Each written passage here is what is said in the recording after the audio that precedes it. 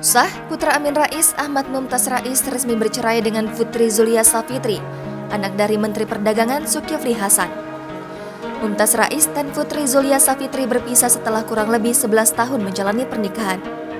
Sebelumnya, Majelis Hakim Pengadilan Agama Jakarta Selatan akhirnya mengabulkan gugatan cerai yang dilayangkan Putri Zulia Safitri terhadap Mumtaz Rais. Lantas, siapakah putra Amin Rais tersebut? Berikut profilnya.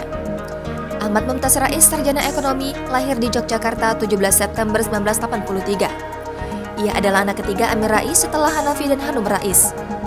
Ahmad Mumtaz masih memiliki dua adik, yakni Tasnim Fauzia dan Ahmad Baihaqi. Ahmad Rais mendapat gelar sarjana ekonomi dari Universitas Gadjah Mada. Mumtaz menikah dengan Putri Wakil Ketua MPR, Putri Zulia Safitri.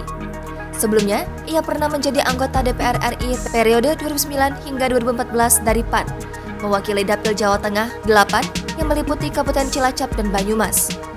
Ahmad Rais dikabarkan mencalonkan diri menjadi Bupati Sleman. Kabar itu mencuat setelah ditemukan baliho menampilkan fotonya di salah satu jalan utama Daerah Istimewa Yogyakarta, Simpang 4 Jalan Kaliurang, Sleman. Namun, belum juga mau menjadi cabub, Mumtaz mundur. Mumtaz memilih mendukung calon lain di Pilkada Sleman 2020. Nama Ahmad Mumtaz Rais menjadi perbincangan ramai setelah dilaporkan oleh Wakil Ketua KPK, Pamolangi Nawawi, ke polisi pada 2020 lalu. Ahmad Mumtaz Rais dilaporkan ke Polresta Bandara Soekarno-Hatta imbas terjadinya keributan di maskapai Garuda Indonesia. Kejadian ini berlangsung pada Rabu 12 Agustus 2020 dalam penerbangan GS643, rute Gorontalo, Makassar, Jakarta.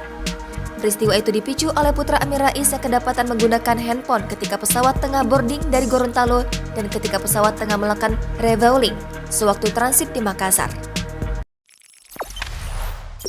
Jangan lupa subscribe, share, komen, dan like ya!